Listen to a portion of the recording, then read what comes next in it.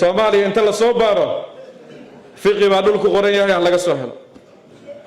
lama soo heli karo Soomaaliya cali xooshin anuba 10 jeer yiri war hawiyaha wax kasta waa qaateen ma waxna la siinay war ninka ood weyna iyo xirashiina qaato waa istaqaana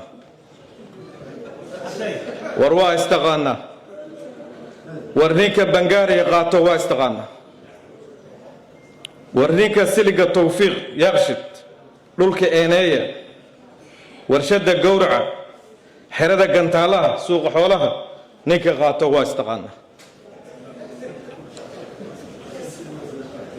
rag aqalada ay degan yihiin warshada daawada dhulka howlaha guud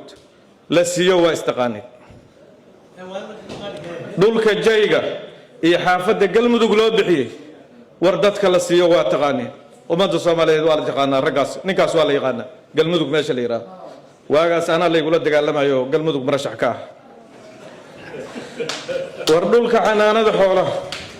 xanaanada caruurta ee ka soo horjeeda iskuulka Finturo November ee degmada Wardhiigley Hotel Jubba war waa istaqaana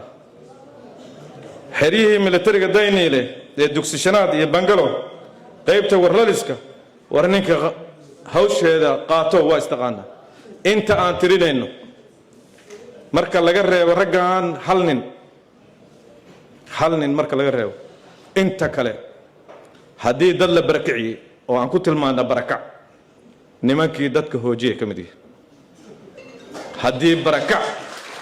aan ku tilmaano arintaas nimanka wax barakiciyay kamid yihiin hadii barakac aan ku tilmaano anu barakac uma aaminsanay hadii kale oohinta beenta oohin xaaska hala joojiyo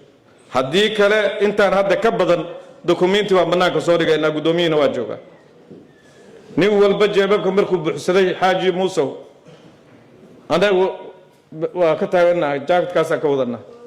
Soomaaliya inta la soo baaro fiqi baa dhulku qoran yahay laga soo helo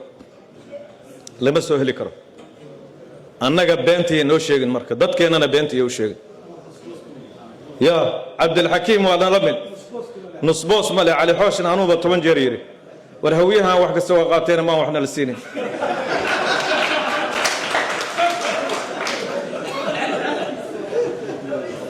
raggan marka